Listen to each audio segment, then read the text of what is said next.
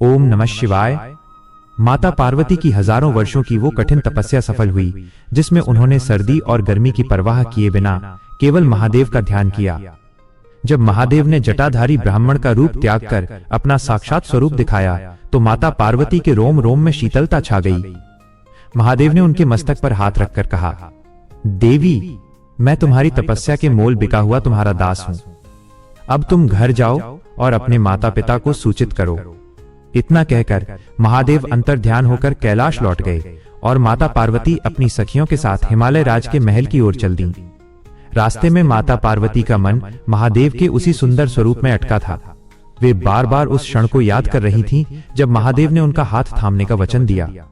जब वे महल पहुंची तो पूरे हिमालय राज्य में खुशियों का ऐसा सैलाब आया जैसे सूखी धरती पर वर्षा हो गई हो। राजा हिमालय और माता मैना अपनी पुत्री को गले लगाकर फूट फूट कर रोने लगे, क्योंकि उनकी लाडली हजारों साल बाद घर लौटी थी। अब शुरू होती है वो दिव्य प्रक्रिया जिसे आज भी हम संसार में विवाह की श्रेष्ठ परंपरा मानते हैं। कैलाश पहुंचकर महादेव ने सप्तऋषियों का स्मरण किया और 7 महान ऋषि हाथ जोड़कर महादेव के सामने प्रकट हुए। महादेव ने उनसे कहा, ऋषियों, आप पर्वतराज हिमालय के पास जाइए और शास्त्र सम्मत विधि से मेरा विवाह प्रस्ताव रखिए, ताकि मर्यादा बनी रहे। कल्पना कीजिए उस दृश्य की जब आकाश मार्ग से 7 दिव्य ऋषि राजा हिमालय के दरबार में उतरे। वहां अरुंधति ने माता मैना के मन में महादेव के प्रति अटूट विश्वास जगाया और ऋषियों ने महादेव की अनंत महिमा का गुणगान किया।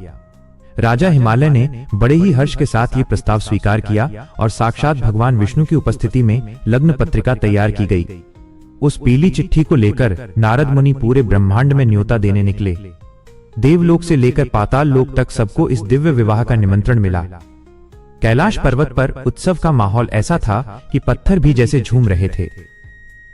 स्वयं भगवान विष्णु और ब्रह्मा जी महादेव को दूल्हा बनाने के लिए वहां पधारे।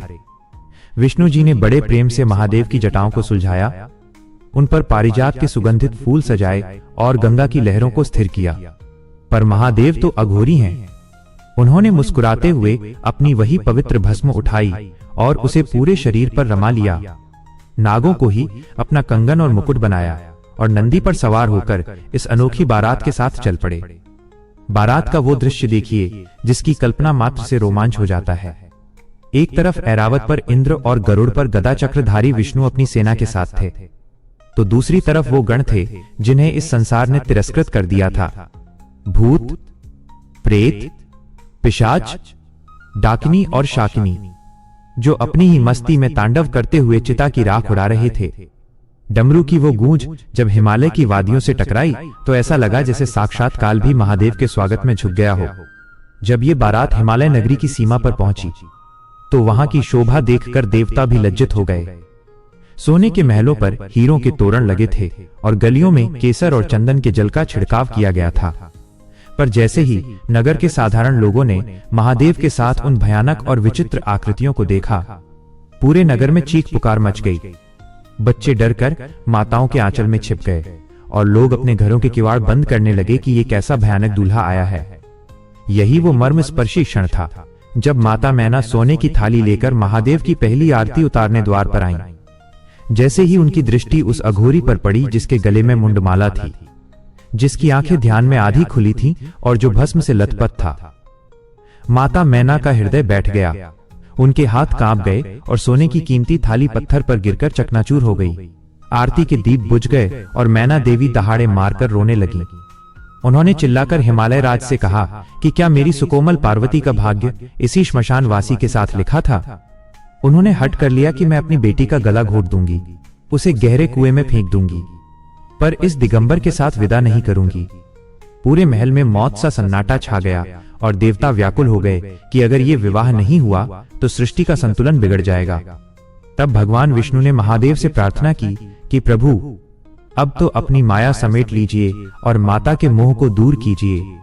उसी पल महादेव ने अपना वो चंद्रशेखर रूप धारण किया जिसके सौंदर्य के आगे करोड़ों कामदेव भी चरणों की धूल बन जाएं। उनके मस्तक पर करोड़ों चंद्रमाओं की शीतलता थी। उनकी देह से पारिजात की सुगंध आ रही थी और उनकी मुस्कान से पूरा ब्रह्मांड शांत हो गया। मैना देवी उस अलौकिक सौंदर्य को देखकर सुध-बुध खो बैठी और उनके चरणों में गिरकर अपने अज्ञान के लिए क्षमा मांगने लगी। अब वो घड़ी आई जब दिव्य मंडप में, जहां साक्षात वेदों ने मंत्रों का उच्चारण किया, वहां शिव और शक्ति एक साथ विराजे। अग्नि प्रज्वलित की गई और स्वयं ब्रह्मा जी ने पुरोहित बनकर पाणी ग्रहण संस्कार शुरू किया। जब पर्वतराज हिमालय ने अपनी पुत्री का हाथ महादेव के हाथ में दिया तो वह स्पर्श इतना शक्तिशाली था कि पूरी पृथ्वी पर शांति और प्रेम की एक लहर दौड़ गई। अग्नि के 7 फेरे लेते समय महादेव ने पार्वती को अपनी अर्धांगिनी स्वीकार किया और वचन दिया कि वे सदैव उनके हृदय में वास करेंगे। जब महादेव ने माता पार्वती की मांग में सिंदूर भरा तो स्वर्ग से देवताओं ने ऐसी पुष्प वर्षा की कि पूरा हिमालय फूलों की घाटी बन गया। अप्सराओं ने मंगल गीत गाए और गंधर्वों ने दुंदुभी बजाई। ब्रह्मांड का सबसे बड़ा विवाह संपन्न हुआ। लेकिन मित्रों, क्या आप जानते हैं कि विदाई के उस अत्यंत भावुक क्षण में महादेव ने हिमालय राज से कौन सी गुप्त दक्षिणा मांगी थी? और विदाई के समय माता पार्वती ने अपनी माता के कान में ऐसी कौन सी बात कही जिसे सुनकर मैना देवी का सारा दुख और मोह हमेशा के लिए खत्म हो गया? उस अनसुने रहस्य और भावुक विदाई की कथा को हम विस्तार से जानेंगे अपनी अगली विशेष वीडियो में, जिसे सुनकर आपकी रूह कांप जाएगी।